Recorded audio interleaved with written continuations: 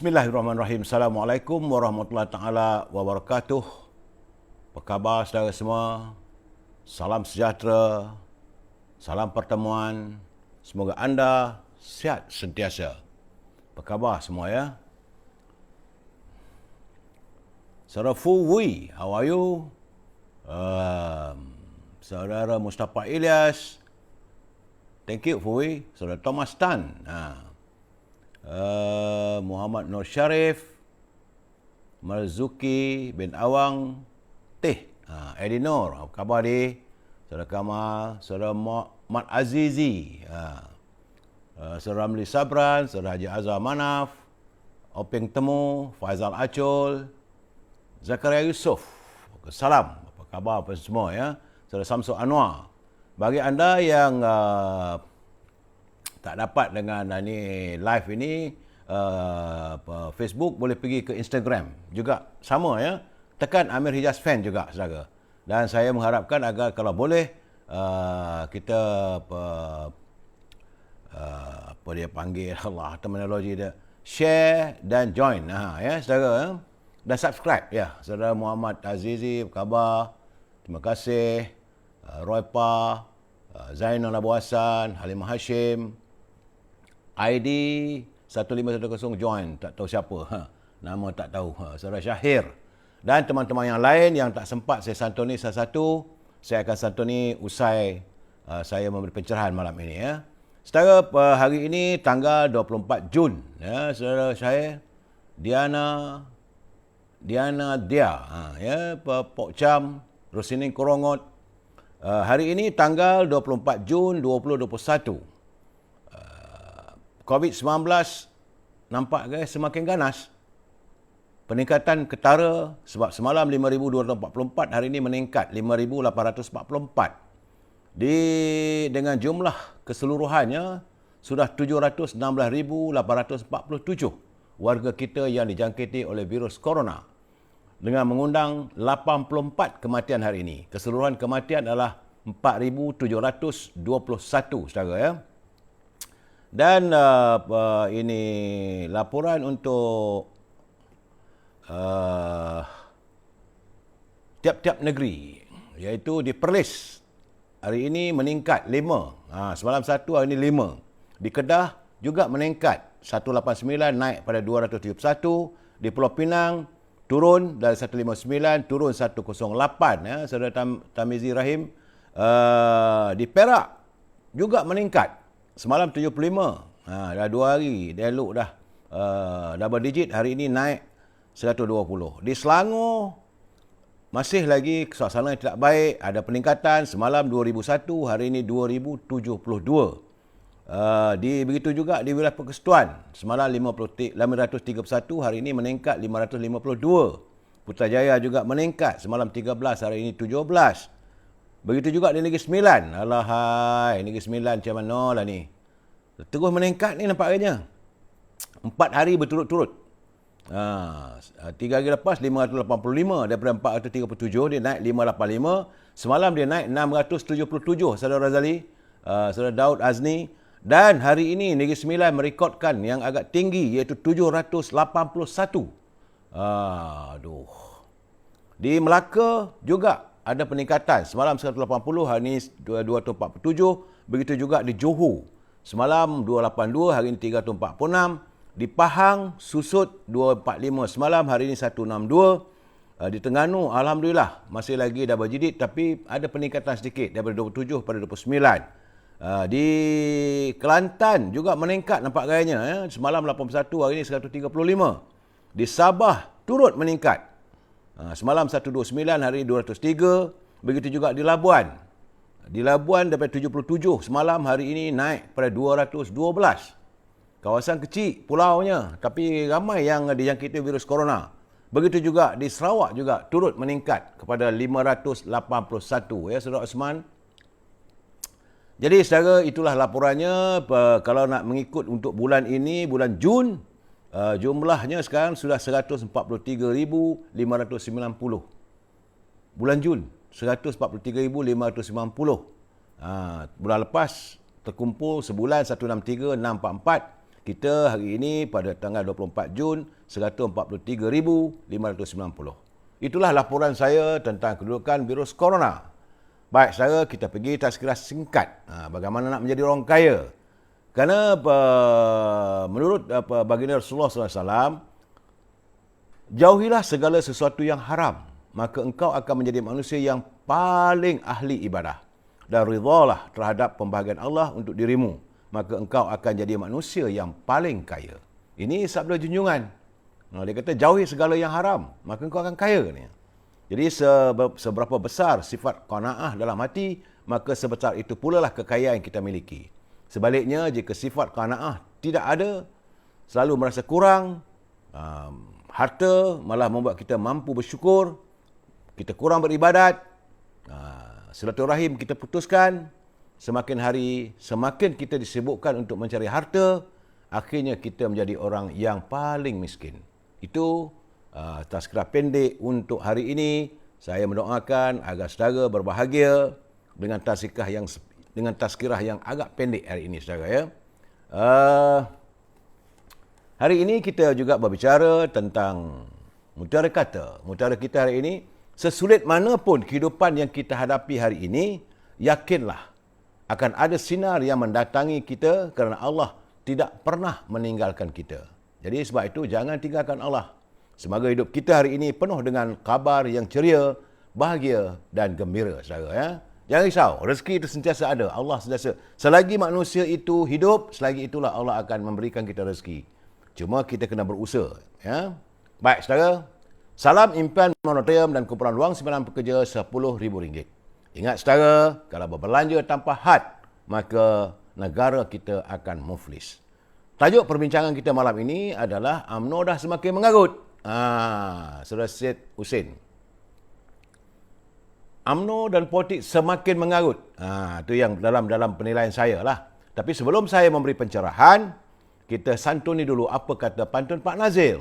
Kata Pak Nazil, di hujung desa serumpun karah, sepohon kelapa, rumput melata. Dapat kuasa, rasa gairah. Sampai terlupa, rakyat jelata. Jadi beliau menegur pemimpin.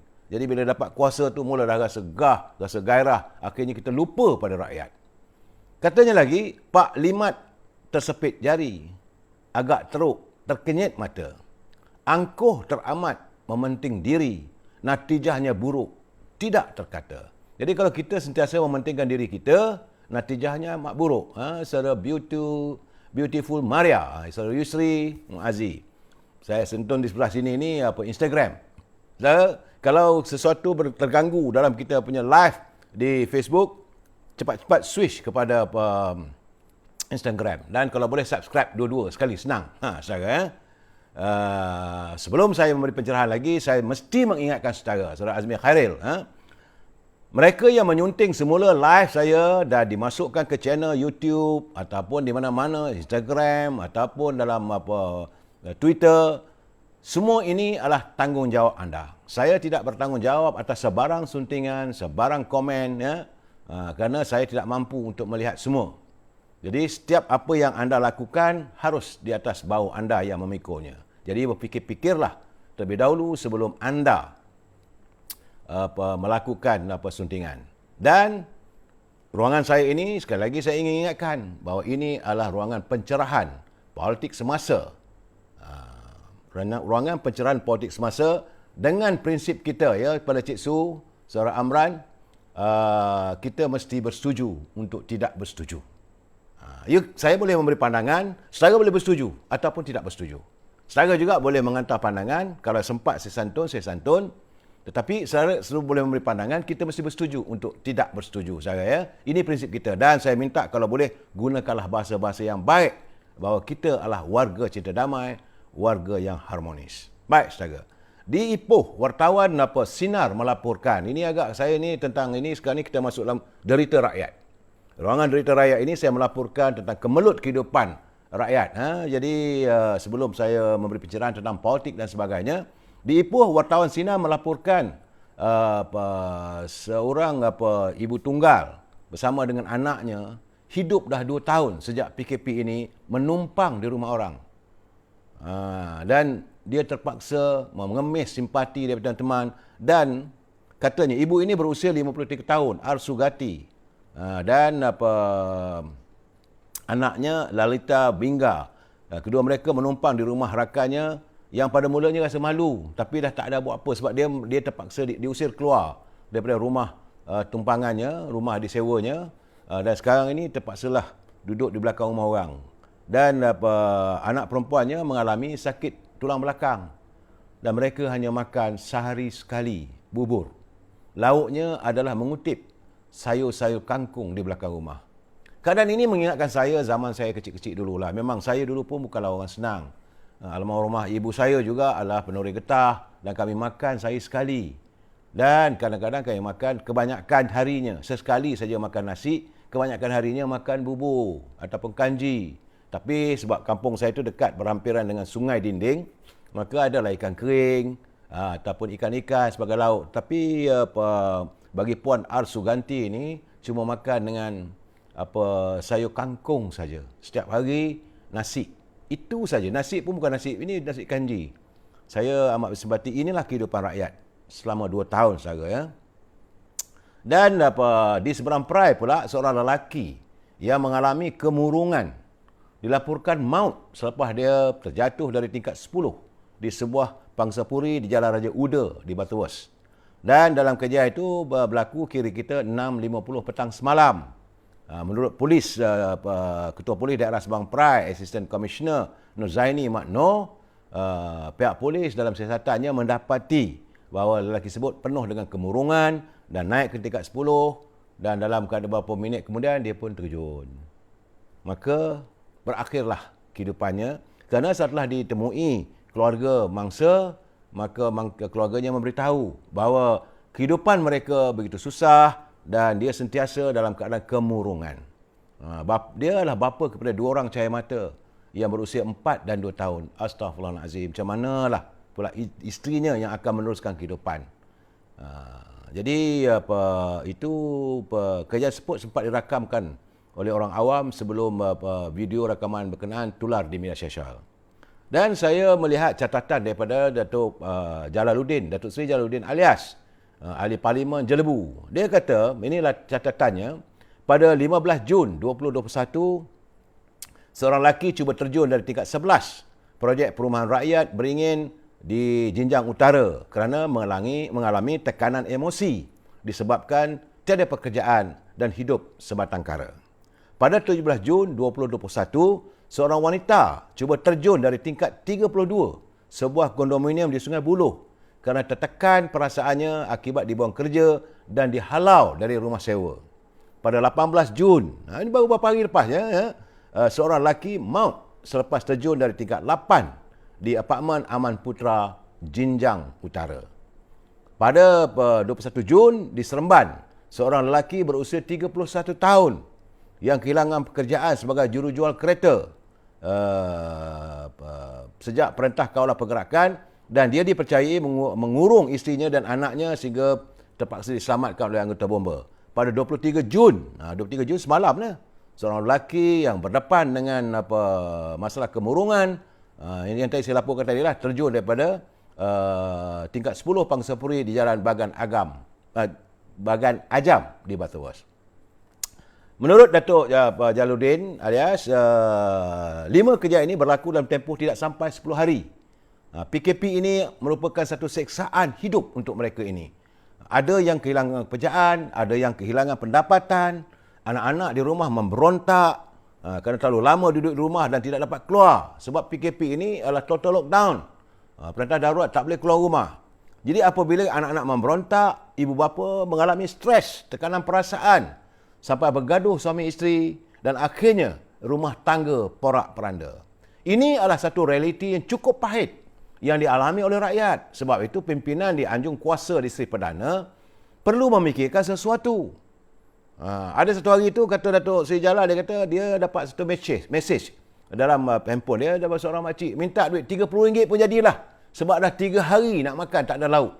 Jadi beliau terkesan sungguh dengan keadaan begitu. Sebab beliau ada ni yang menghantar mesej itu adalah ibu tunggal. Dan semua ini rakyat tidak boleh tahan lagi dah. Dan pimpinan kerajaan tak boleh lagi nak bertolak ansur ataupun berlengah-lengah. Kena dicari upaya macam mana mahu membantu rakyat. Ini rakyat sudah semakin teruk ni.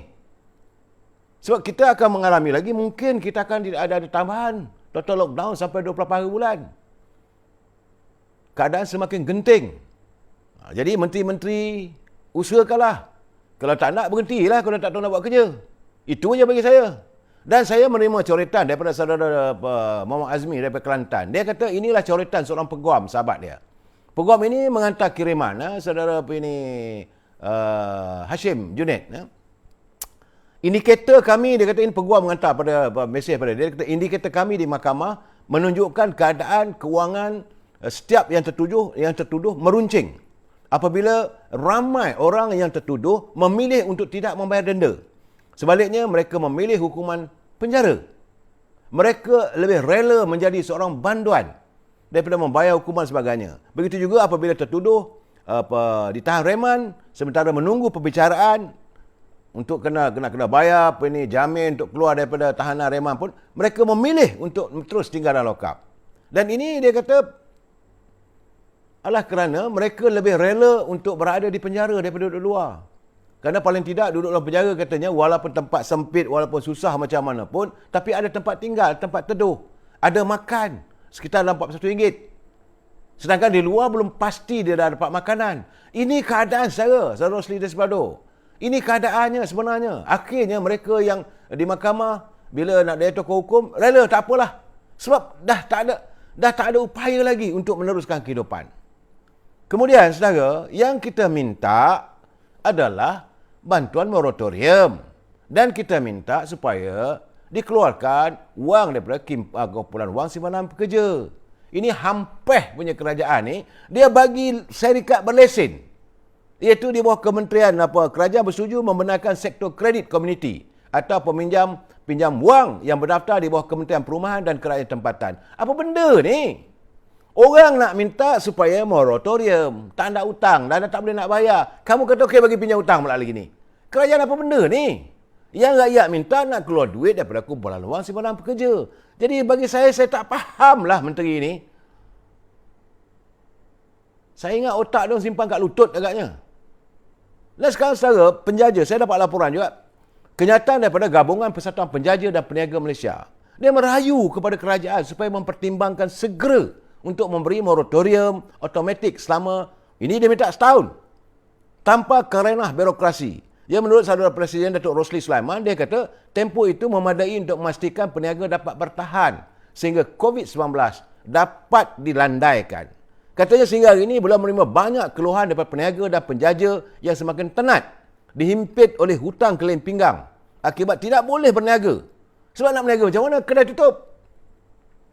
Ini keadaan saya. Saudara Rosli khawatir para peniaga domestik tidak akan dapat bertahan lebih lama dalam keadaan pandemik 19 ini yang masih belum nampak redanya. Jadi moratorium automatik sekurang-kurangnya diberikan dalam tempoh ni, paling tidak pun dapat membantu mereka untuk menghilangkan kerunsingan. Peniaga bukan saja berhutang dengan bank, tapi ada juga tanggungan lain, ada pula pinjaman daripada alung dan sebagainya. Peniaga sekarang, kata Saudara Rosli, sangat tenat.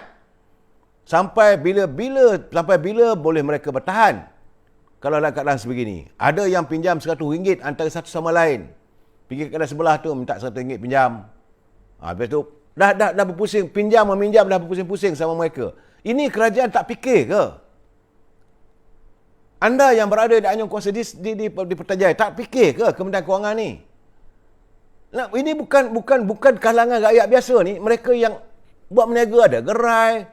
Dah tak boleh nak meniaga dah sekarang. Kalau kerajaan nak bagi moratorium kepada peniaga, salurlah kepada PBT dan sebagainya. Ini sebenarnya. Dan saya tengok gambar ni. Saya menerima kiriman gambar. Ramai peniaga terpaksa menutup perniagaan kerana ketiadaan pelanggan. Adalah kerana kedai-kedai. Banyak yang terima kat saya. Jadi, bagaimanakah keadaan mereka untuk menampung kehidupan? Jika kerajaan tidak memberikan bantuan, lebih ramai lagi golongan M40 akan menjadi B40. Golongan miskin pula akan tergolong kepada kumpulan miskin tega. Ini yang paling kita takuti. Sebab jumlah B40 ni begitu ramai dan mereka akan tergolong sebagai kumpulan miskin tega. Miskin tega ni dah tak ada lah. Ini miskin tiada ni yang selalu saya katakan, papa kedana. Kerajaan kena fikirkan. Sebab saya kata, yang tuntutan paling mudah, beri moratorium. Saya tadi rasa-rasa nak pecah mini pintu bank tu.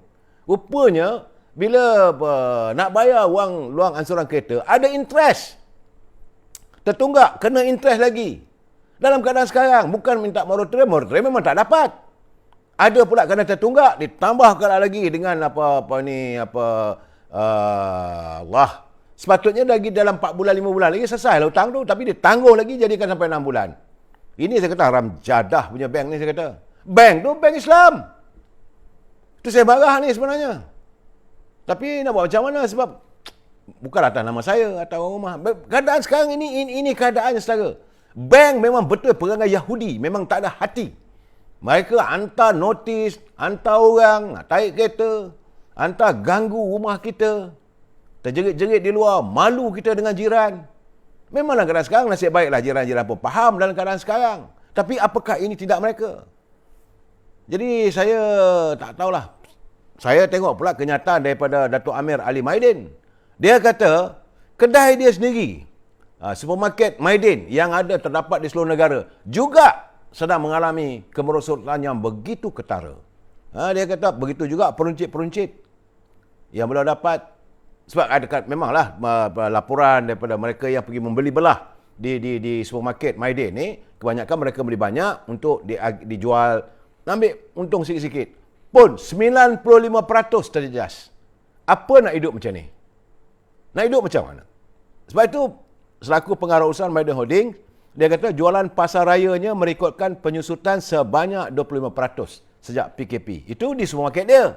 Penyusutan sebanyak 15% disebabkan Maidin tak boleh menjual barang-barang bukan keperluan.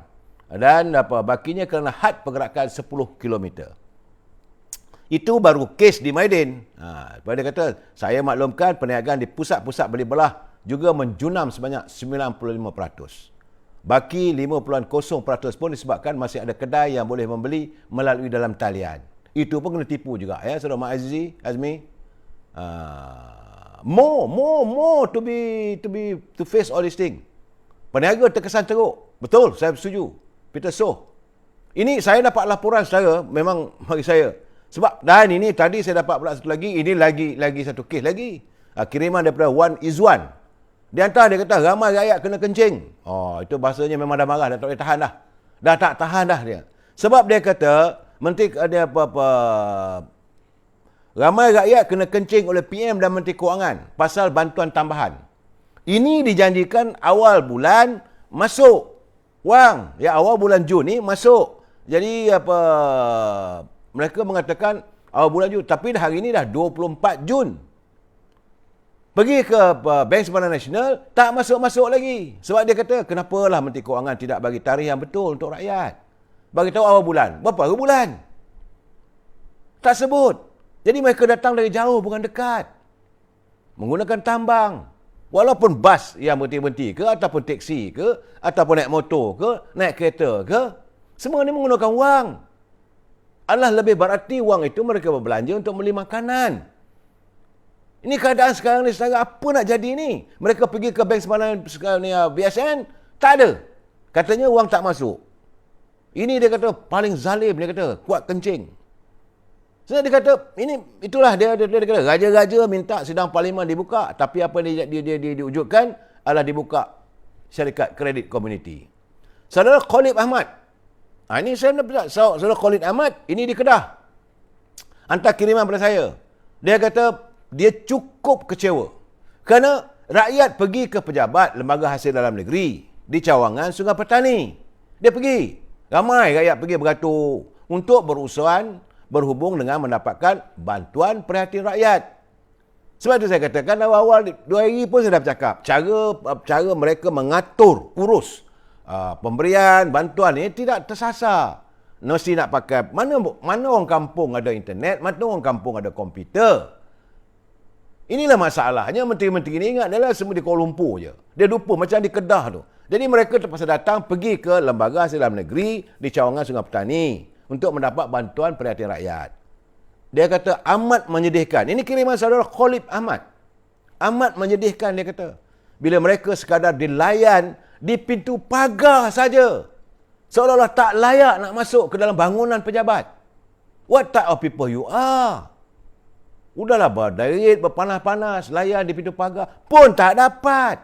Jadi dia kata, ina sangat ke kami ni rakyat ni? Sehingga kami datang dari desa. Dan diperlakukan sedemikian. Saya bila baca catatan begitu, tersentuh hati saya. Cara pimpinan melayan rakyat yang sebegitu. Jadi sebab itu berkali-kali dulu saya dah cakap.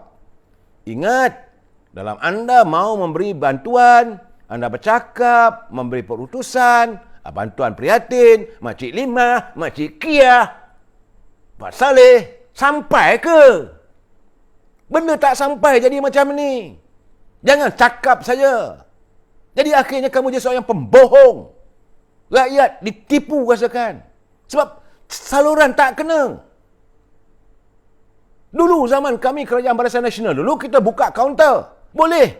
Gunakanlah segalanya, pegawai kebajikan masyarakat. Gunakan aparatus yang ada. Kenapa tak guna? Kenapa mesti pergi ke Pejabat Lembaga Dalam Negeri saja? Kenapa mesti pergi Bank Simpanan Nasional saja? Kenapa tidak di kampung-kampung ada tok pengulu, ada tok penggawa, ada imam masjid, ada? Gunakanlah mereka. Kenapa kamu baral sangat? Kamu menghina rakyat. Keluar TV, jangan risaulah, kita beri wang bantuan. Prihatin. Untuk RM600, RM500, anak muda RM100. Besar sangat RM100 untuk anak muda. Saya rasa terhina sangat. Betul, saya sebagai rakyat biasa terhina bila berlaku begitu. Teman-teman saya memang tak dapat apa pun. Sejak PKP1 lagi tak dapat apa pun. Umur dah 65 tahun. 1 sen tak dapat. Tapi bukan kerana saya mementingkan diri saya. Tidak. Tapi ada keluarga saya yang tak dapat. Dan saya bertambah marah kalau orang dari kampung, jauh terpencil, pergi dengan penuh pengharapan, hanya dilayan di luar pagar. Kenapa tidak diwujudkan sistem yang sebaik mungkin? Bukan tak cukup duit, ada kaki tangan kerajaan. Agih-agih kan okeylah, kerja dari rumah pun tak apalah. Tapi semua data ada. Kad pengenalan ada. Lengkap. Kalau nak 1000 daya, tak nak 1000 dalih. Kamu rasa kamu besar, kamu tunggulah kifarat daripada Allah SWT. Apabila kamu memperlakukan rakyat sebegini, kamu tunggulah. Ini bukan, jangan main-main saudara. Sebab yang memimpin yang ada di Putrajaya itu semua Islam. Kecuali 2-3 orang aja. 2 daripada MCA, 1 daripada MIC. Itu bukan Islam lah. Dan beberapa orang daripada Sarawak. Yang lain itu Islam. Marah betul, saya geram lah. Saya tak memang. Saya geram. Saya tak boleh terima benda-benda ini. Kalau saya melihat rakyat diperhina, diperlakukan oleh mereka, saya memang marah. Kalau ia santun rakyat dengan baik, saya akan puji. Sebab ini kita pembayar cukai, kita rakyat. Ini bertolong-tolong bercakap sana, bercakap gagah. Ekonomi kita mantap. Ekonomi kita berada di landasan yang betul. Ekonomi kita meningkat dengan baik. Laporan daripada ni, laporan dua ni, laporan kepada bapa kamu kalau rakyat nak dapat duit pun tak ada. Geram betul saya. Nah, saya marah betul-betul. Saya bila tamat dengar orang yang bunuh diri, sanggup terjun, dah tak ada lagi. Keluarga berantakan, suami isteri bergaduh berpukul-pukul, anak melihat bagaimana ibu dia kena pukul dengan bapaknya sebab tak dapat lagi menahan emosi. Keluarga jadi hancur berkecai. Kita nak menyantuni keluarga yang harmonis. Kita bukan nak cari keluarga yang berantakan sepanjang masa. Apakah kamu tak tangani? Kamu buat apa kat pejabat tu? Sebab itu, saya dapat kiriman dia kata, tengok pun dah letih lah. Macam kita tak faham lah tentang politik ni. Betul dia kata, dalam politik masing-masing ada agenda. Masing-masing juga ada perancangan. Susun sana, susun sini. Rakyat tak disusun. Bantuan pada rakyat tak dipukul. Sebab itu saya kata lalah kali, politik ni sebenarnya semakin mengarut. Saya sekarang ni nak marah pada politik UMNO. Sebab melibatkan menteri-menteri UMNO. Orang lain jangan campur lah. Sebab itu saya kata politik UMNO ni semakin mengarut. Mengarutlah macam semalam saya cakapkan. Dengan modalkan 25, hari ni kononnya 34. 34 ST. ST ini surat akuan bersumpah. Menyokong seseorang. Kau nak lantik sebagai Perdana Menteri. Kena buat gila. Kerajaan dah 220 kursi dengan 24, 30. Modal apa? Modal ciput, jangan berniaga lah. Jangan nak berniaga politik dengan SD yang begitu saja. Kita ada merancang, orang lain pun merancang juga. Teruskan usaha. Anda menteri, buat kerja menteri je lah. Masuk dalam kabinet, fikirkan soal rakyat. Ini tidak. Memikirkan soal jawatan. Aku nak jadi menteri itu, aku nak jadi ini, aku nak jadi itu. Engkau fikir terbolok engkau orang aja ke? Habis rakyat tak ada terbolok, rakyat tak ada perut. Ini kadang sekarang saya betul-betul marah, semarah-marah saya. Jadi kalau semua duk bercakap apa pasal SD, nak jadi menteri, bawa aku bersumpah. Kalau gitu besok nak adik Penghulu bawa SD. Orang kampung, setuju saya jadi Penghulu. Bawa PSD pergi jumpa wakil rakyat. Atau jumpa Tuan DO. Nak latih kami apa untuk sidang, pakai SD. Ingat negara kita negara SD. SD. Dan sekarang ni pula, bila dalam keadaan begitu, nak melampiaskan kemarahan. Ugut Presiden. Astaghfirullahaladzim. Kamu siapa? Saya dengar, saya dapat laporan. Presiden kena letak jawatan. Kerana tidak mendapat kepercayaan daripada ahli UMNO. Lebih-lebih lagi, ahli UMNO Sabah tidak percaya kepada Presiden UMNO. Tiba-tiba bermuktah kita tak ada. Kami warga Sabah kekal berdiri di belakang Datuk Seri Zahid Hamidi. Apa nak buat? Nah, kenapa anda mencipta naratif yang bukan? Saya dah cakap semalam, mereka sekarang ni dalam kepanasan takut tak dapat dicalonkan sebagai calon. Saya ingat nak pergi serang ke pejabat presiden. Hari ni nak cakap, you do it or not? Saya kata, cukup-cukuplah orang macam ni, buang aja, pecat saja. Saya nak bagi tahu saudara, malam tadi saja punya live, saya dapat kiriman daripada teman-teman kita yang bersama dengan saya. Saya nak serah dekat presiden. Beribu orang cakap, please sack them. Buang, pecat. Nak this reality saya. Jangan nak tunjuk bahawa kamu hebat. Kamu tak ada jawatan pun nak. Saya geram betul. Ciptalah naratif itu, naratif ini. Dan mereka tak tahu kehidupan macam mana presiden bergelut nak bertempur dengan musuh-musuh UMNO ni. Saya tak tahu mereka sedang berusaha lagi nak mengharamkan UMNO. Perbicaraan akan berlaku bulan depan. Bulan Disember. Masih lagi ada lagi kes. Jadi sekarang ni semua lampiah pada presiden. Dano sedap aja buat SD, buat itu. Ini keadaannya. Sebab itu saya kata semasa dulu, semasa kerajaan Pakatan Harapan dulu, elok pun kita warga UMNO ni. Tak bercempera, tak bergaduh.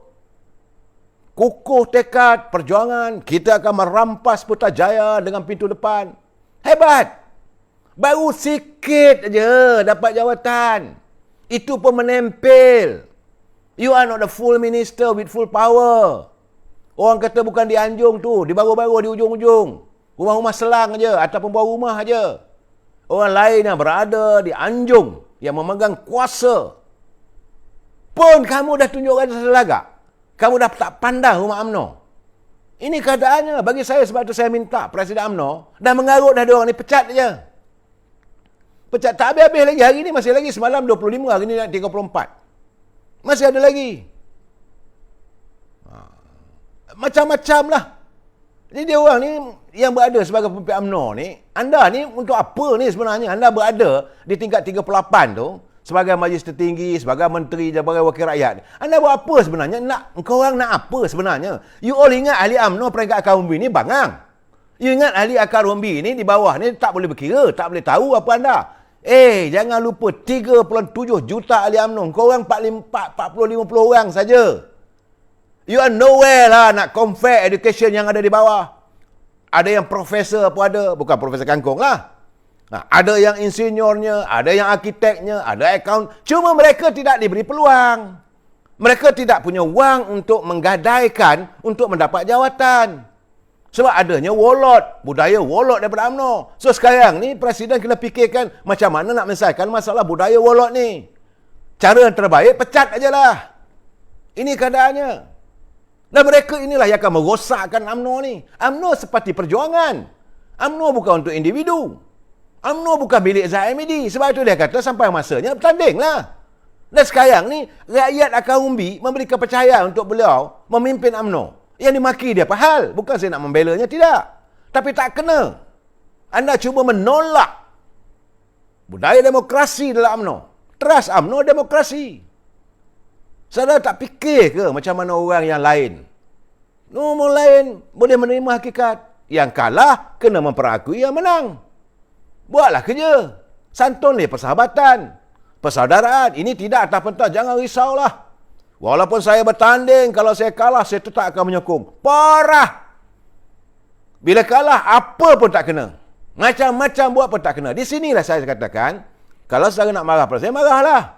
Saya melihat yang Muhammad Mulya Tengku Razali Hamzah, beliau menawarkan diri bertanding presiden. Kalah, tak ada masalah. Datuk Seri Zahid lantik dia sebagai pengurusi Majlis Penasihat. Dia menjalankan tugasnya. Dan dia menghormati. Kadang-kadang saya ada chance lah berbual dengan beliau. Saya kata, apa presiden ni teruk juga ni ku? No. He is our president.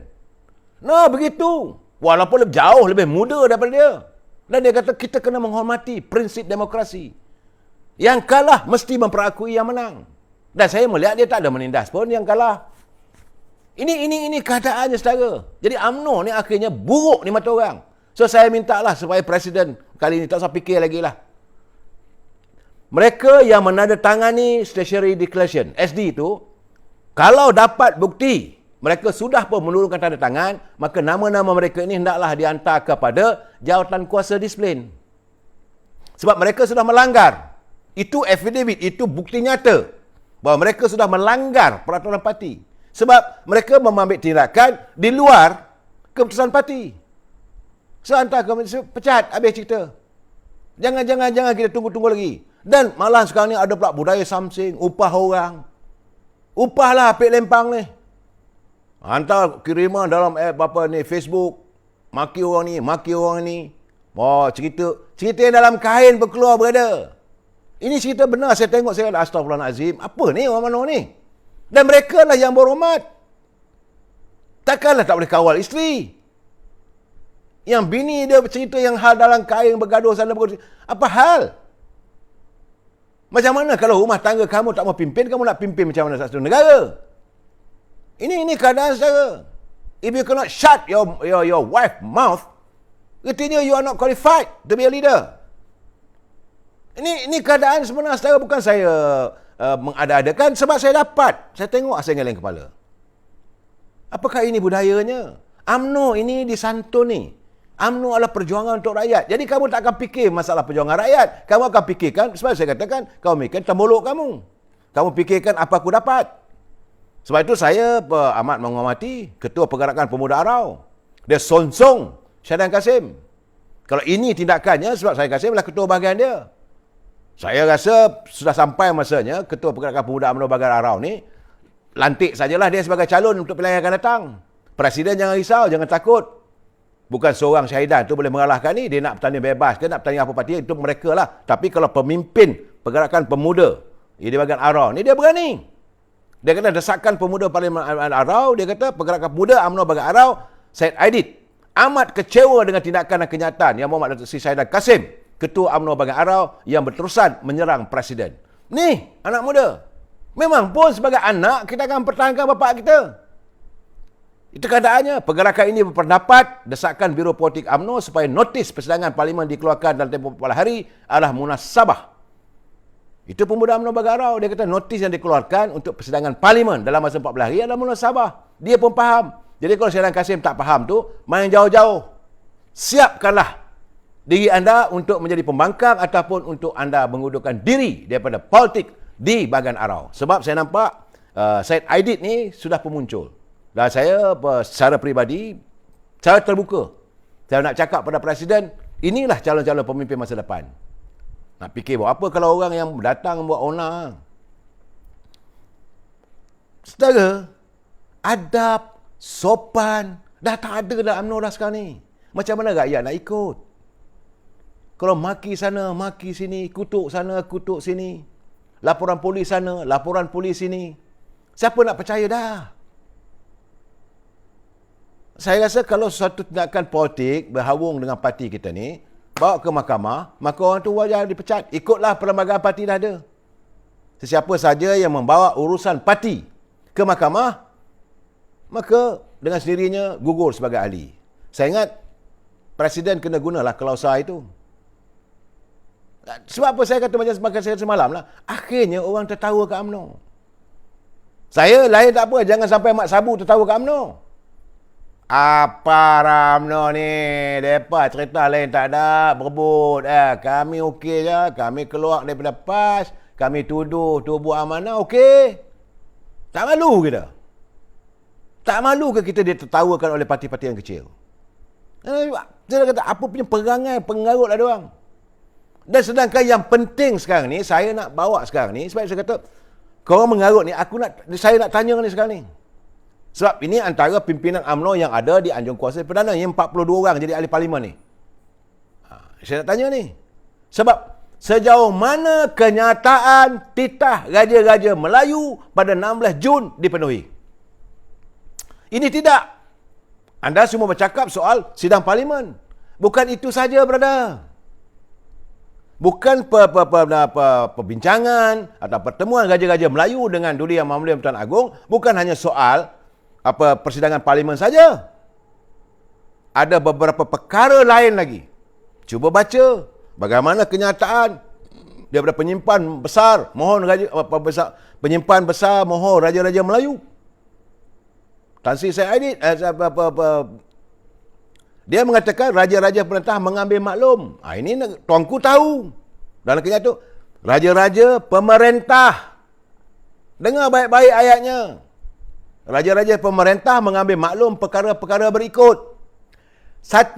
Negara sedang menghadapi wabak COVID-19 dengan angka jangkitan harian yang besar meskipun telah berada dalam pemerintahan darurat. 1. Sekali kita ulas lagi, jangan risau. 2. Keadaan ekonomi dan keuangan negara cukup membimbangkan raja-raja. 3. Suasana politik negara yang tidak stabil. 4. Perpaduan semakin retak. Kenapa gaduh ni? 5. Kesusahan yang sangat dihadapi oleh rakyat yang kehilangan pekerjaan dan sumber pendapatan. 6. Umat Islam tidak dapat melakukan program-program ibadah di masjid dan surau terutama untuk menunaikan solat berjemaat. Sedemikian juga penganut-penganut lain. Jadi untuk itu, dengar baik-baik. Untuk itu, Duli Yang Maha Mulia Raja-Raja sependapat menitahkan perkara berikut. Bukan hanya soal parlimen sahaja. Ini sekarang ni dibawa isu parlimen. Parlimen boleh bersidang, tak boleh ini. No! Nyawa dan kehidupan rakyat wajib diutamakan. Ini kenyataan, tuanku. Jadi apa Menteri Dalam Negeri buat? Apa pakar psikologi buat? Sebab berapa banyak kes bunuh diri dan berapa banyak kes jenayah hingga mengakibatkan rakyat merasa seolah-olah tidak selamat lagi. Ini Menteri Dalam Negeri kena address isu sebab ini titah daripada raja. Bukannya apa ini main sebut-sebut begitu saja. Dan nyawa dan kehidupan rakyat wajib diutamakan. Itu kehendak raja-raja dan Tuan Agung. Anda dah angkat sumpah menjadi menteri, kena address di isu. Program vaksinasi hendaklah dipertingkatkan dengan mengurangkan karenah birokrasi agar mencapai matlamat imuniti kelompok 80% secepat mungkin. Apa yang berlaku? Menteri Kesihatan Khairy Jamaluddin. Akhirnya Duli Yang Maha Mulia Tuan Agong Johor sendiri menzahirkan kekecewaannya. Sebab warga Johor tak dapat. Warga Johor tak dapat enough supply. Cuma 10% saja rakyat Johor yang telah pun dilakukan vaksinasi. Bagaimana menjerit Sultan Selangor? Apakah dah selesai belum? Ini titah tuanku. Kalau anda tidak melaksanakan, anda tidak bertanggungjawab, anda tidak menyelesaikan titah ini, anda derhaka. Jangan alihkan hanya parlimen saja. Nah, ini saya perlu jelaskan sebab kita nak sekarang ni dah masuk 8 hari. Tuanku dah bertitah. Apa hasilnya? 8 hari tadi. Jadi hari-hari pasal COVID tadi Aziz. Boring lah, betul. Sekarang dia kata program menangani wabak COVID hendaklah difahami serta mendapat sokongan rakyat tanpa menimbulkan sebarang keraguan dan tanpa dianggap mempunyai sebarang muslihat politik yang tersinggung. Itu titah tuanku You jangan tunjukkan ini seolah-olah ada musilat politik. Rakyat kita tak mau berada begitu. Tapi hari ini angka sekejap naik, sekejap turun macam yo-yo. Sekejap naik, sekejap turun. Sekejap ramai. Saya pun tak tahu so benar tak benar. So you have to address the issue lah. Sebab ini tuanku dah titah. Selesaikanlah. Bukan tuanku bercakap. Dia dengar. Masuk telinga kiri, keluar telinga kanan. Itu apa benda kau ni? Kemudian, masih lagi pada COVID lagi, kaedah menangani wabak COVID-19 hendaklah bersifat inklusif, melibatkan pelbagai pihak berkepentingan dalam semangat yang sedia mendengar, sedia mempelajari, sedia melakukan pengubahsuaian, sedia melakukan penambahbaikan dan sedia melakukan penerokaan baru hingga berjaya meyakinkan dan mendapat kerjasama sepenuh rakyat. Artinya bukan hanya vaksin. Kalau ada ubat-ubat baru, trokalah. Kalau negara luar boleh berjaya menyelesaikan masalah, hantarlah pegawai-pegawai daripada Kementerian Kesihatan belajar daripada negara tersebut how you address the issue. Ini masalah dia sekarang ni. Jangan hanya setakat bahawa vaksin. Tak habis-habis. Kini titah tuanku. Saya bukan apa mengada-ngadakan, tidak. Saya baca balik. No, sekarang ni apa dah buat? Dah 8 hari dah ni. Umpamanya kalau dulu-dulu raja-raja dulu dah 8 hari. Baja-baja tikus dah dihantar belum? Ini persoalannya. You have to address the issue. So, memanda menteri. Kemudian apa kata lagi tuanku? Suhu politik yang semakin panas wajib diredakan. Raja hendak suhu politik ini diredakan. Stop it. Tapi tidak. Menteri buat itu, menteri buat ini. Apa yang terjadi sekarang? Perebutan kuasa. Nak jadi Perdana Menteri. Nak tukar kerajaan. Nak tukar jawatan menteri itu. Nak tukar menteri ini. Itu bukan titah tuanku. Ini yang mahu dilihat. Jadi, bagi perdebatan terbuka yang langsung tidak membawa sebarang faedah. Bukan ini yang mahu dilihat oleh dulu yang mula Raja-Raja Melayu. Jadi, berhentilah daripada membuat kenyataan. Please stop it. UMNO dah bagi kenyataan 14 hari. Tak payahlah nak debatkan. Raja-raja dah titah. Ini tidak. Kemudian, pentingnya sebuah kerajaan yang stabil dan mendapat keyakinan serta mendapat sokongan majoriti rakyat. Artinya, tuan-tuan kata, that is the only way. Now, panggil election lah kalau macam ni. Ya, kalau sekarang ini kita pun dah lebih 3 tahun dah. Dah boleh nak buat pilihan raya pun dah. Sebab saya rasa Raja-Raja Melayu pun dah fed up dengan pimpinan yang ada sekarang ni. Kemudian, tidak ada keperluan meletakkan negara di bawah pemerintahan darurat. Agung dah bertitah, Raja-Raja cakap tak ada perlu lagi. Jadi dalam keadaan sekarang ni, okey. Kerana deadline-nya sampai 1 Ogos. Terima. Tetapi janganlah buat SOP yang mengarut.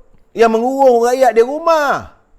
Okey, emergency untuk COVID. Tak apa, tak ada masalah. Jadi, mesti pakai pelitup. Tapi jangan dikurung rakyat. Akhirnya rakyat jadi terpenjara di rumah. Ini tidak. Kita atas nasihat Kementerian Kesihatan. Who they are to give the advice only untuk kesihatan semata-mata.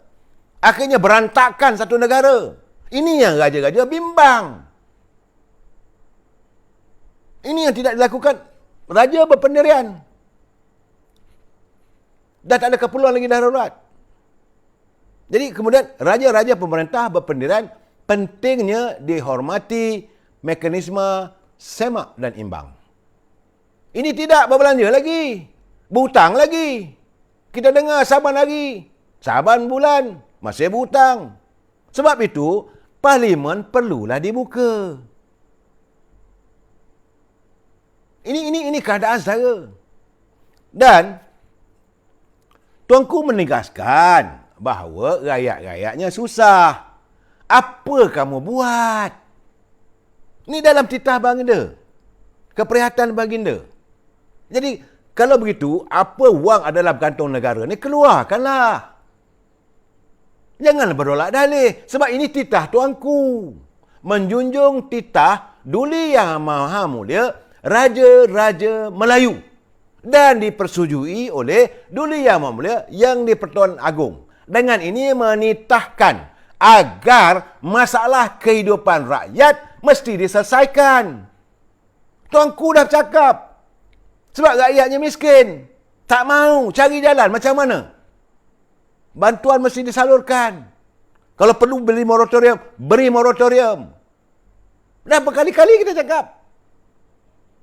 Ada sekarang ni kita dalam keadaan darurat, bagi tahu kat bank. 2 malam lepas saya dah cakap. Datuk Ashraf Wajidi pun dah bercakap. Waktu bank nak lingkup, waktu bank nak bankrupt, minta duit daripada kerajaan, guna duit rakyat.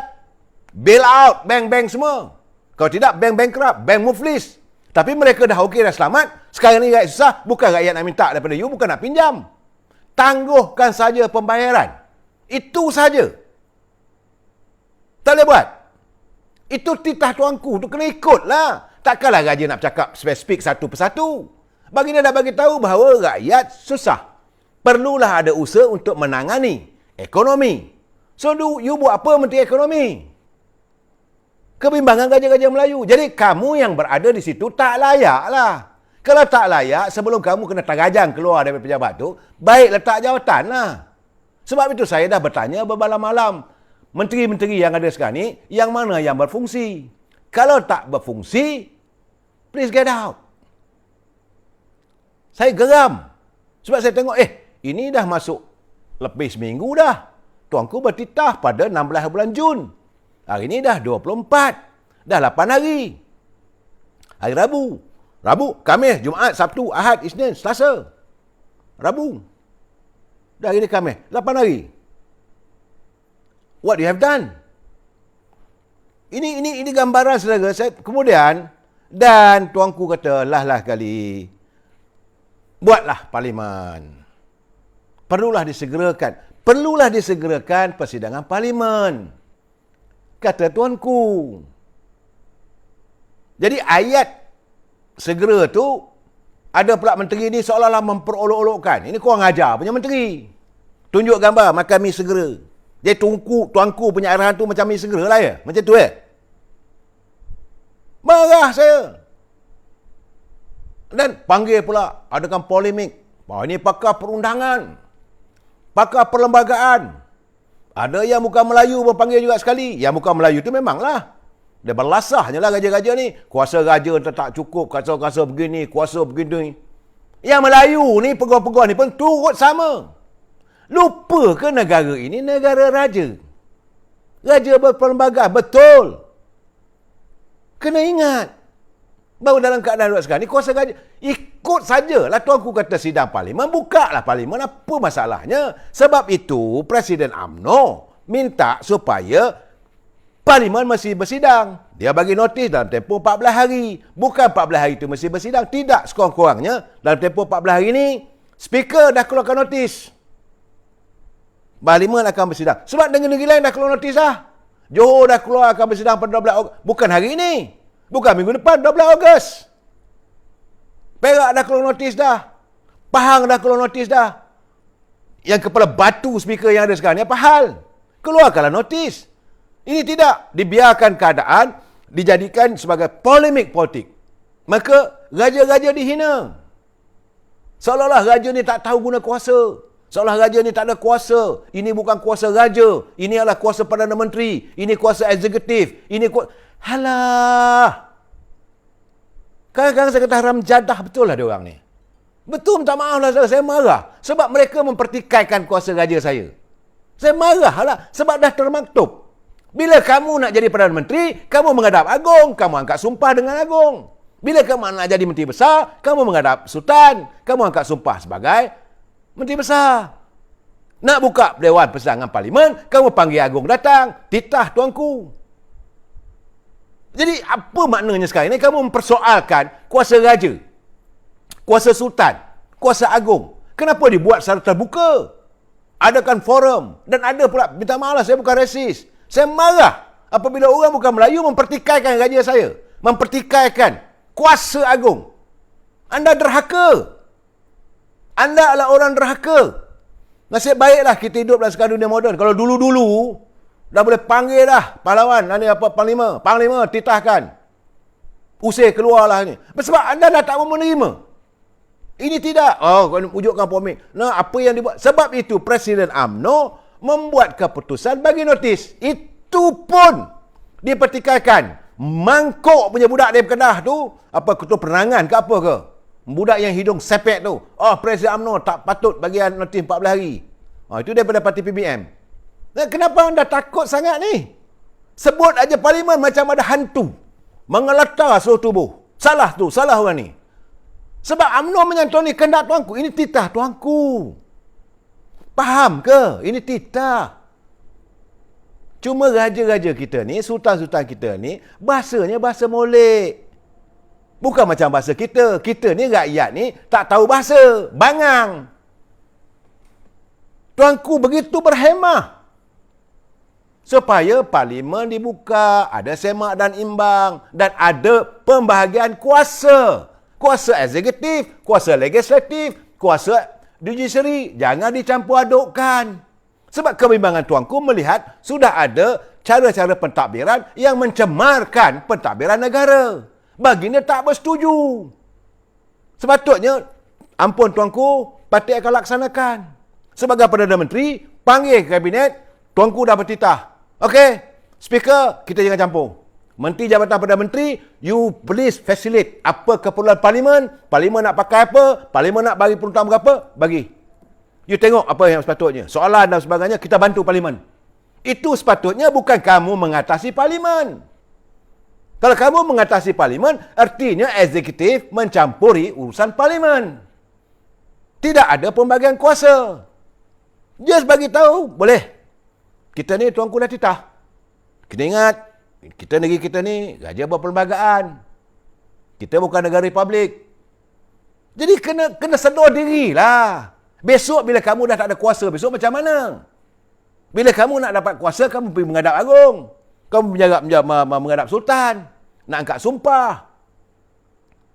Ini saya cakap terus terang. Dan macam begitu juga judiciary. So ketua hakim kena tegur. Kena panggil dia orang. Ini tidak. Kerana menteri di Jabatan Perdana Menteri ni yang jaga hak undang-undang, juga yang jaga parlimen. Dah berterabur jadinya. Dan akhirnya dia rasa diri dia besar. Sebab okey, parlimen bawah aku. Mahkamah bawah aku. Akhirnya adalah perkataan I'm the law. Ini masalah kita tak mengizinkan. Kita hendakkan separation of power. Yang jadi kapal, bapa pimpinan negara sekarang ni, saya tak mau gunalah perkataan itu saudara. Ini gambarannya. What have you done daripada titah. Jadi akhirnya, bagi saya, orang dari parti lain, UMNO, ahli-ahli UMNO, ahli parlimen UMNO yang bergelar menteri. Apakah anda telah melangsaikan amanah dan titah tuanku? Kalau anda tak laksanakan, mana anda mendurhaka. Anda tidak layak untuk dilangkat lagi sebagai mewakili UMNO sebab prinsip UMNO mempertahankan sultan, mempertahankan raja-raja Melayu. Bila anda mempertikaikan tindakan Datuk Seri Zahid Hamidi supaya minta kerajaan bagi notis selama 14 hari untuk mengadakan sidang parlimen, anda mempertikaikan mana anda sudah menderhaka pada raja. Tak kisahlah soal, tak usah buatlah perkara 8, perkara 7, perkara 16. Itu semua, itu hanyalah merupakan yang dalam itu yang boleh diperdebatkan. Jangan ada perdebatan yang mau menghina ke arah mempertikaikan kuasa raja. Jangan melakukan begitu. Dan Menteri UMNO, siapa dia? Datuk Norani. Ketua wanita. Kalau ikut senarai apa yang dilaporan polis dari Sri Samudera kan tak ada pun dalam senarai tu. Datuk Norani, Ketua wanita, apa telah anda lakukan dalam menyantuni kehidupan yang tuanku kata dia nak tengok rakyat dia? Seolah-olah tuanku tak, biarlah kembali pada zaman waktu sebelum COVID-19. Paling-paling tidak pun kehidupan rakyat disantuni. Dan paling penting pelajar-pelajar kita di Institut Pengajian Tinggi. Bagaimana pelajar-pelajar kita? Kehidupan mereka cukup ke makan, yang duduk di hostel apa semua. Kena tengoklah. Menteri lain saya tak mencampur lah. Sebab ada disentuh. Tuanku menyentuh tentang masalah kerunsingan pendidikan generasi masa depan. Nak bajet, tuanku dah sign. Kena saudara jangan lupa bahawa setiap masa tu hari buat bajet dibentangkan di Dewan Rakyat. Lepas itu dibahaskan dan diluluskan, bawa ke Dewan Negara. Bila dah Dewan Negara dibahaskan, diluluskan. Setelah diluluskan oleh dua-dua dewan, maka bajet itu hendaklah dibentangkan dan dibawa pada Duli Yang Mahmulia Tuan Agong. Duli Yang Mahmulia Tuan Agong akan menurunkan tanda tangan. Dikri, okey, jalan. Jangan lupa. Dan sekarang, Duli Yang Agong dah menyatakan kegusaran kerana pelajar-pelajar bagaimana. Sekarang belajar di rumah. Mana dia punya iPad? Mana bantuan komputer yang dijanjikan RM150,000? Bukan RM150,000.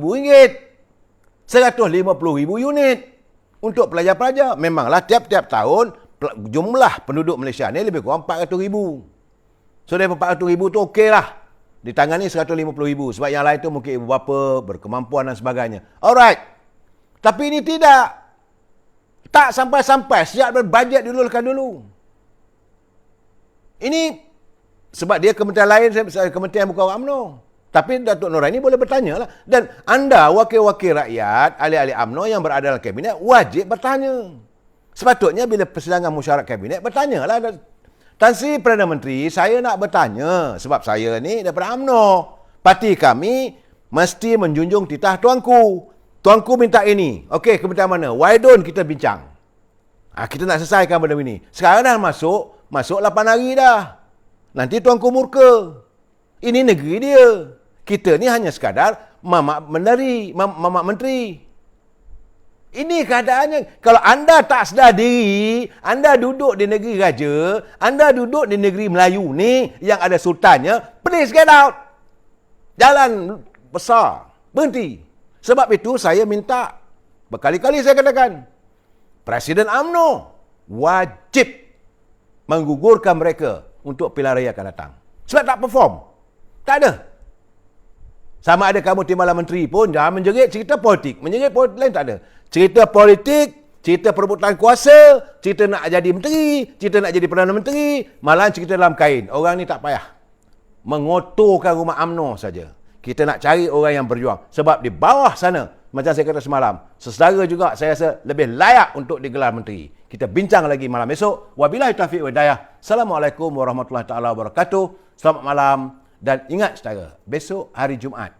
Walaupun tak dapat nak semayang, tapi kita berdoa pada Allah SWT di subuh Jumaat, ya Allah ya Tuanku, segerakanlah, izinkanlah agar masjid ini dibuka. Kami terlalu rindu untuk berjemaah. Selamat hari Jumaat. Wabillahi taufiq wal hidayah. Assalamualaikum warahmatullahi taala wabarakatuh.